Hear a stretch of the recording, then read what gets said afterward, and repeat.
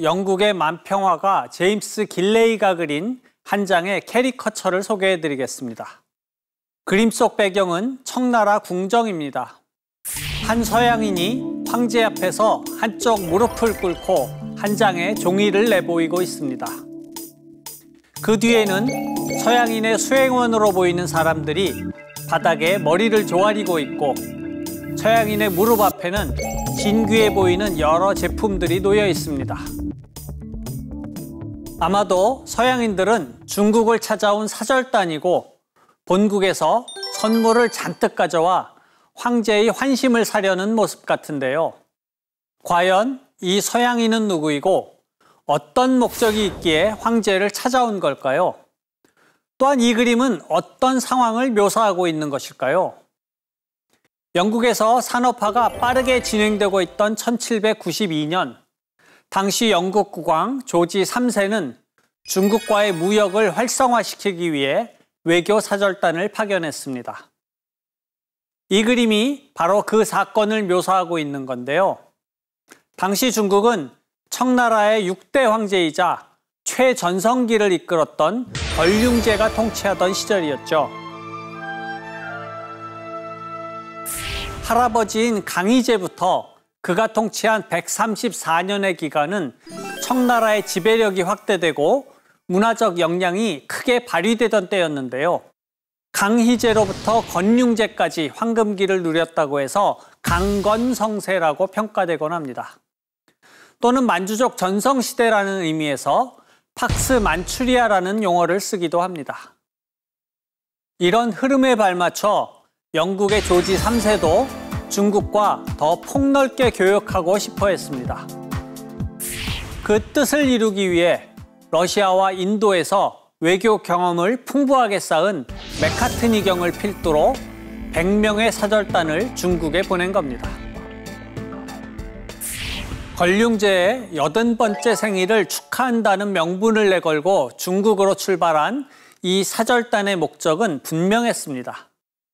당시 중국의 유일한 무역항이었던 광저우 외에 텐진과 닝보 등에서도 교역을 할 수 있도록 허락해달라는 것, 그리고 베이징에 영국 외교관이 상주할 수 있게 해주고 영국 상인이 거주할 수 있는 지역도 마련해달라는 것이었습니다. 이토록 중대한 임무를 맡은 사절단은 긴 여정을 거쳐 드디어 황제를 아련하게 됐는데요. 결과는 어땠을까요? 그림에서 보듯 국왕의 친서를 내미는 메카트니의 엄숙한 표정과 달리 걸륭제는 고개를 옆으로 살짝 돌린 채 심드렁한 표정을 지을 뿐입니다.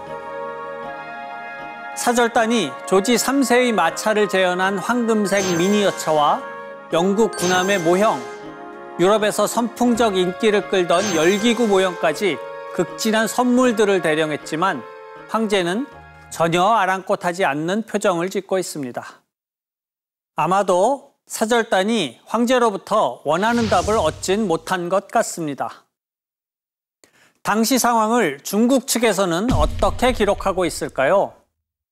이번엔 메카트니 사절단을 묘사한 중국 작품을 한번 보겠습니다. 비단의 술을 놓아 제작한 이 작품에는 영국 사절단이 황제를 위한 선물을 운반하는 모습이 묘사되어 있습니다.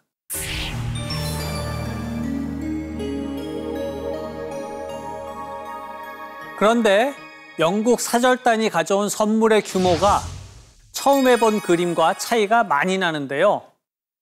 당시 기록에 따르면 이 그림이 사실에 가깝습니다. 황제를 위해 영국 사절단이 본국에서 가져온 선물 상자만 600개에 달했고 이를 운반하는 데만 마차 40대, 3,000명의 인력이 필요했다고 전해지고 있기 때문입니다. 그런데 이 어마어마한 선물 규모를 보니 좀 의아합니다.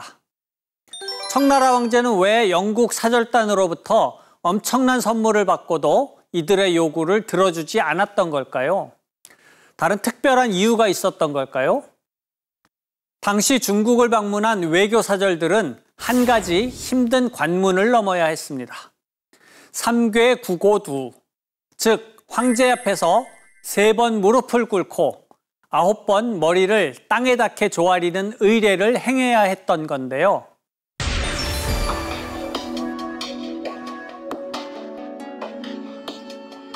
청나라 측은 영국에도 이 전통 의례를 반드시 따라야 한다고 요구했지만 맥카트니는 이를 완강하게 거부했습니다.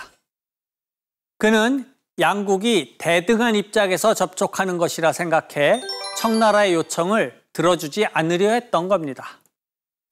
그런데 청나라의 입장은 엄연히 달랐습니다.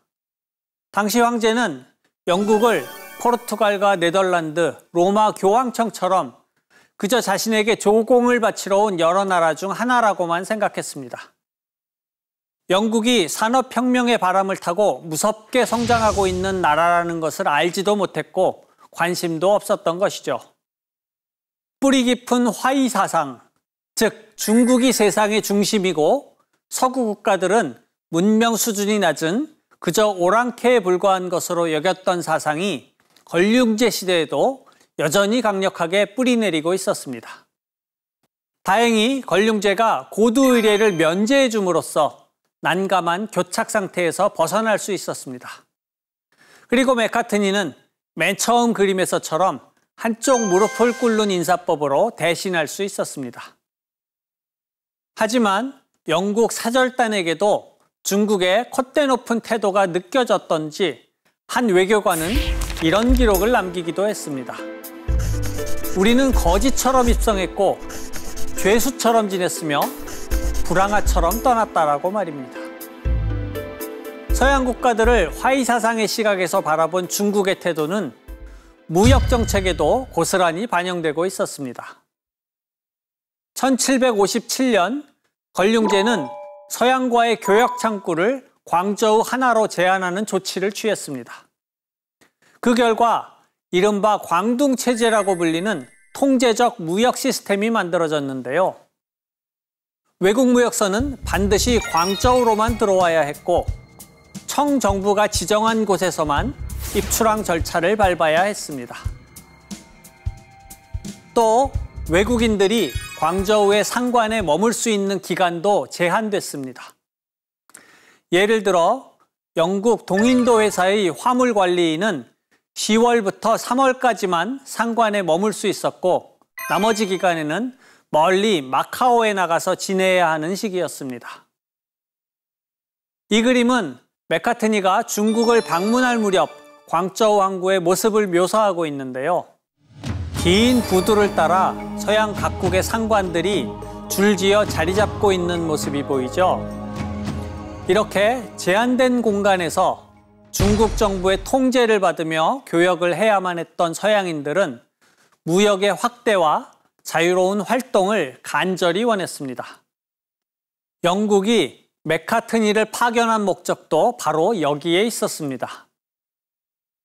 하지만 걸륭제는 영국의 요청을 단호하게 거부했고 외교사절의 베이징 주재도, 무역항의 확대도 받아들이지 않았던 겁니다. 황제는 오히려 조지 3세에게 보내는 친서에서 지구 반대편까지 미치는 자신의 은덕에 감사를 느끼고 예의를 갖추라고 조언까지 했습니다.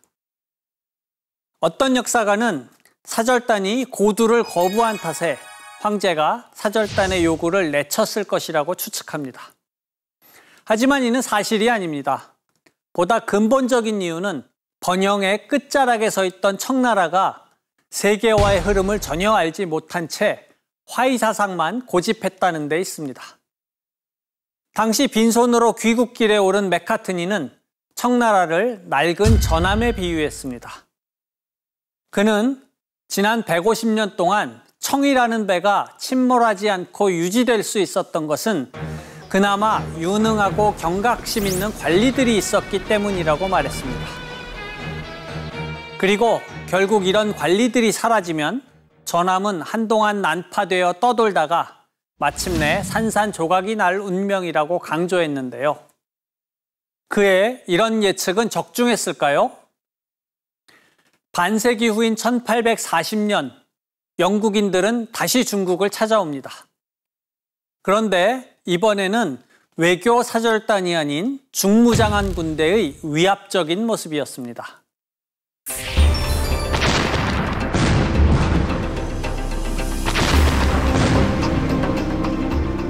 화이 사상에 갇혀 영국이 산업대국이자 군사강국으로 성장하고 있던 변화를 제때 감지하지 못한 중국은 결국 아편전쟁이라는 혹독한 대가를 치러야 했습니다. 그리고 자의의 선택이 아닌 강압에 의해 어쩔 수 없이 자유무역을 받아들이는 신세로 전락하고 말았습니다. 자신들이 누리고 있는 전성기가 영원히 갈 거라는 착각 속에 허우적거리다 결국 몰락한 청나라의 모습에서 세상에 영원한 승자는 없고 세상의 중심은 언제든 바뀌기 마련이라는 불변의 진리를 다시 생각하게 됩니다.